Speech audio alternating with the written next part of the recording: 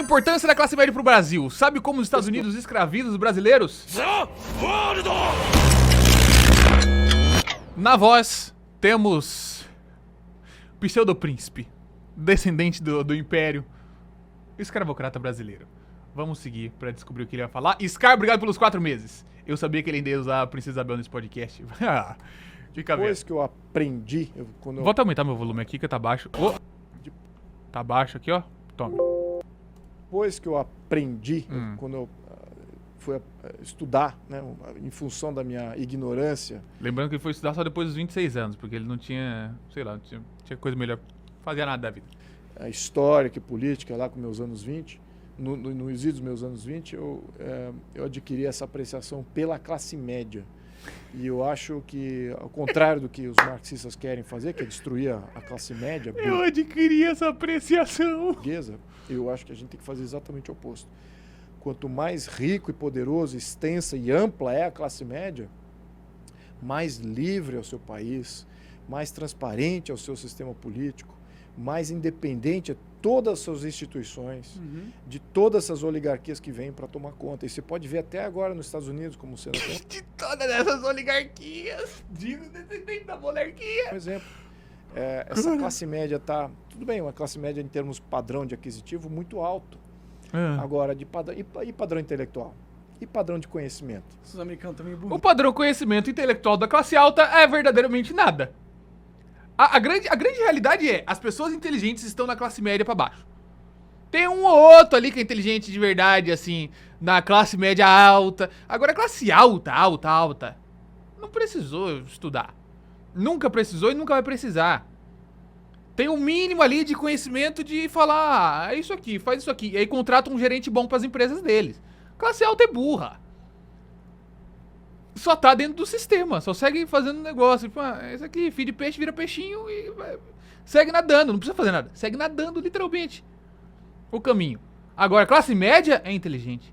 Classe média pra baixo, tem muita gente inteligente pra caralho que tem que se fuder que não se filho da puta e às vezes vai morrer na merda. Mas é inteligente. Mesmo, né? Tá certo? São, de fato, classe média, né? Na minha expectativa de classe média, é uma classe consciente, classe cidadã. Senão ele não é um cidadão, ele é uma massa. Sim. E a massa pode ser tanto rico quanto pobre. Calma, a massa não é cidadão? Ele não é um cidadão. A expectativa de classe média é uma classe consciente, classe cidadã. Senão ele não é um cidadão, ele é uma massa. Sim. E a massa pode ser tanto rico quanto pobre. Isso aqui é o problema. Você tem que criar cidadão, que é um pensador livre, que entende o que o governa, aquilo que determina as suas liberdades, e aquilo que protege suas liberdades, aquilo que cria resistência a essas liberdades. Então, você precisa de muita consciência e isso está livre. Qualquer um pode ser um cidadão. Sim. Né? Agora, a maioria acaba sendo massa porque não Essa definição separada dele de cidadão e massa não busca conhecimento, não buscou conhecimento pra entender as definições dos termos. não busca informação. E porque a oligarquia trabalhou pra que ele fosse Também, massa, né? é do interesse. Né? Tem aquele velho, quem que veio primeiro, o ovo ou a galinha, né? Quem que veio primeiro, a população politicamente desengajada ou os caras que desengajaram a população, Isso, né? né? E se você fala das oligarquias, a galera até me zoa que eu fico falando muito de oligarquia. Bom, esse livro aqui é para você, porque ele fala exatamente isso. É Porque mesmo? o Brasil é um país atrasado. Porra, eu vou É, concordar um livro com sobre- você a princípio, Não, eu assim, vou mesmo sem fazer ter uma lido ainda. dedicatória aqui para você. Olha aqui, ó, ele tem um livro. Nosso pseudo-príncipe tem um livro escrito de título Por que o Brasil é um país atrasado. Eu pergunto, pseudo-príncipe, por que será? Será que temos algo a ver com vovô? Com vovó? Será que tem alguma coisa a ver com terminar a escravidão 200 anos nos outros países? Ou sequer começá-la? Porra, eu vou É, um concordar livro com sobre- você a princípio, Não, eu assim, vou mesmo sem fazer ter uma lido ainda. dedicatória aqui para você.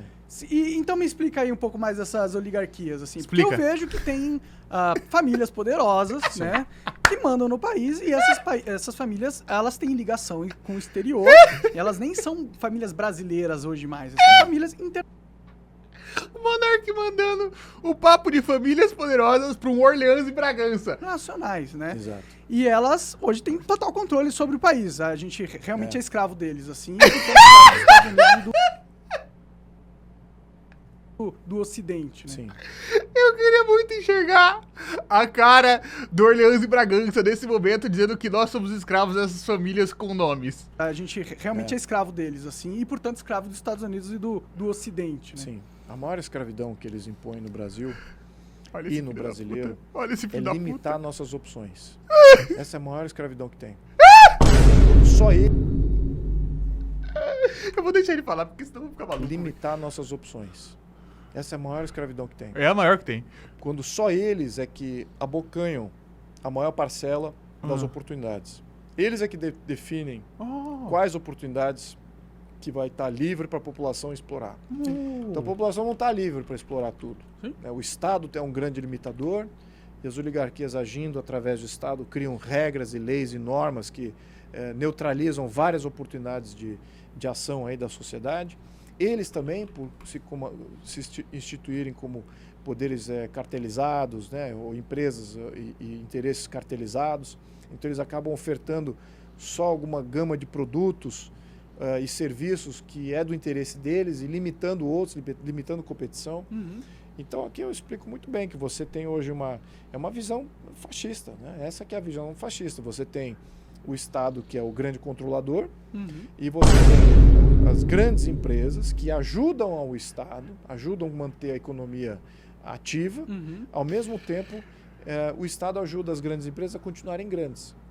Então essa aqui é a grande parceria. Mantém o monopólio, né? Mantém o monopólio. Como é que eles fazem isso? Eles limitam a competição. Sim. Eles limitam a possibilidade de uma pequena empresa, um pequeno empreendedor, um trabalhador que acumulou uma poupançazinha, lançar um negócio, uma ideia, e aquilo virar uma empresa que vai criar uma Todas as grandes empresas do mundo vieram de um trabalhador que teve uma ideia e não teve dinheiro. Disrupção e competir. E quando alguém, por sorte, consegue criar uma empresa que começa a competir, eles vão rapidamente usar o Estado para matar essa empresa ou comprar você à força. Exatamente. Né? E assim mantendo a centralização do poder de todas as empresas relevantes na mão de um grupo pequeno. Exatamente. Né? Agora, só de um grupo pequeno, empresas. Só para alinhar aqui a terminologia. O que a gente está descrevendo? Isso... O Marx descreveu essa situação. Isso é o que ele descreveu sendo o capitalismo. Só que isso não é livre iniciativa e livre mercado. Sim. Livre mercado... Livre mercado é assim, a grande empresa tá manipulando o governo para que a empresa pequena não cresça. Livre mercado, ela teve mais dinheiro do que a pequena, então ela conseguiu. Tá livre, para ela agir do jeito que ela quiser, a mão invisível funcionando. É oposto a essa visão, entre aspas, capitalista. Sim. Né? Esse aqui eu acho que é jogar uma confusão. Quem diria que precisaria do Estado para regular esse tipo de coisa, né? Aqui pra audiência aqui. Porque o livre mercado, ele não pode ter um oligopólio, um cartel, ou o Estado dominando formação de preço, formação de oportunidades de negócio, que formação já não é de livre, empresa. né? Aí não é, deixa de ser livre. Sim. É livre, mas aí se ele quiser, se ele controlar já, atualmente, grande parte do negócio, ele faz o que ele quiser, que é o que acontece. Então, o livre mercado é exatamente para a classe média empreendedora, é aquele que quer fazer a ascensão social por conta própria, sem dependência de Estado, e ele tem ali um mercado desregulamentado, livre, para ele poder explorar. Como é que eu acho muito curioso essa falácia do falso escocês. É tipo, você olha pro livre mercado, olha pro mercado e fala, ó, isso aqui não é o livre mercado. É o livre mercado agindo o tempo inteiro. Não, isso aqui não é o livre mercado de verdade. É assim, é desse jeito que funciona. Era no Império, tinha uma cláusula por conta própria, para a classe média empreendedora, é aquele que quer fazer a ascensão social por conta própria, sem dependência de Estado, e ele tem ali um mercado desregulamentado, livre, para ele poder explorar. Como é que era no Império? Tinha uma cláusula que me norteia muito até hoje. É uma cláusula que... Como era no Império? Vamos lá. Como era no Império? Que na Constituição de 1824, que ela dizia... A Constituição de 1824. Lembrando, 1824, 64 anos antes do começo da abolição da escravidão. 64 anos. Muito nitidamente com questão de trabalho e empreendimento. Ela fala assim... Questão de trabalho, como era a Constituição de 64 anos antes? Trabalho e empreendimento é livre. A não ser... A não ser que seja um preto fudido. Ser que afete a segurança pública e a saúde pública. Então, perfeito. Se a gente só revertesse para isso, Uhum. né? Hoje, imagina o quanto de liberdade a gente estaria dando para a classe média de Vamos reverter exatamente para como era 1824. empreendimento, ao mesmo tempo estaria preservando a saúde pública e a segurança pública. Sim. Você pode empreender em quase tudo, exceto esses dois níveis que você diz, ó, isso aqui o Estado tem que estar monitorando, porque pode... Não dá pra você fazer um gerar um produto que prejuízo mata pra as sociedade. pessoas, né, tá ligado? Exatamente, Porque é aí isso tá aí. a saúde pública, você tá prejudicando. Não, eu entendo e eu concordo plenamente com você nesse sentido. Seria ótimo se a gente tivesse uma desburocratização. Mas tudo que a gente vê sendo feito no Estado é mais burocratização, mais pontos sendo queimados através desses oligarcas. Aí a gente fala, pô, vamos vencer esses caras. Da hora. Como se eles são donos do processo democrático em si, né? Só existe uma resposta, como sempre. Até falhou o botão. Funcione, botão. O botão. Enquanto a gente tem uma pequena janelinha de liberdade, a gente tem que explorar essa janela.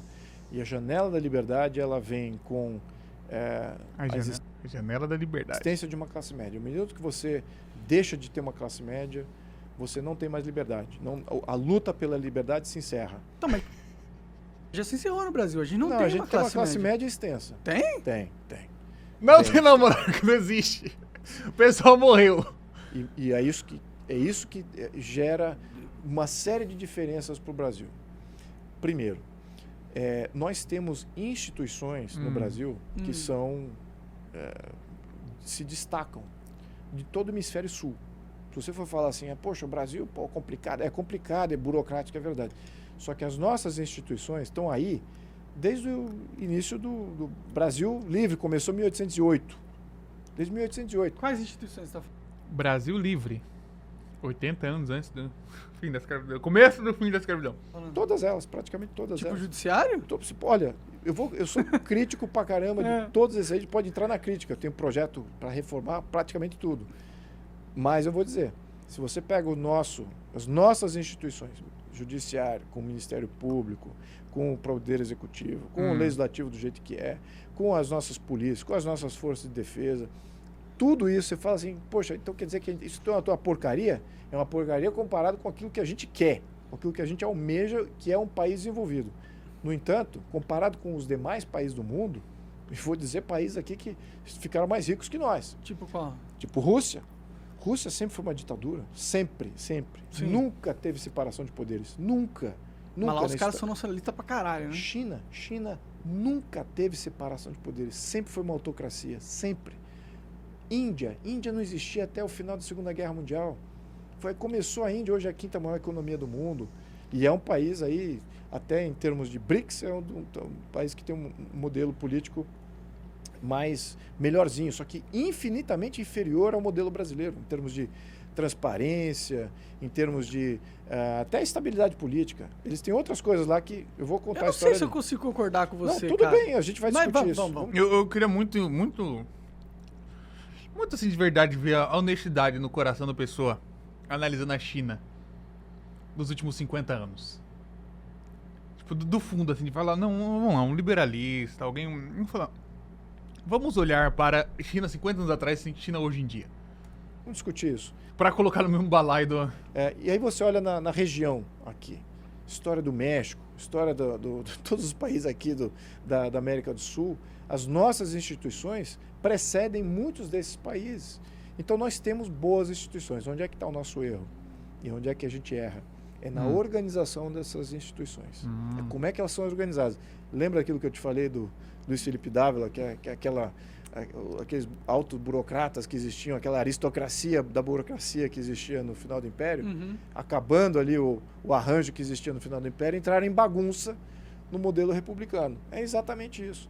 As instituições eram boas, mas estavam mal organizadas. Aí quando elas entraram em desorganização, elas passaram a não proteger o Estado de Direito e o cidadão brasileiro, querer valorizar o cidadão brasileiro e soberania nacional. Passaram a ser tirânicos do povo brasileiro, passaram a violar o Estado de Direito do Brasil e também a nossa soberania. Então, mas é uma questão de arranjo jurídico, não é uma questão de tradição institucional. Tá? Vamos abrir para discussão aqui. Se a gente for analisar nossas instituições... Se puder me dar um Claro, pouco de água.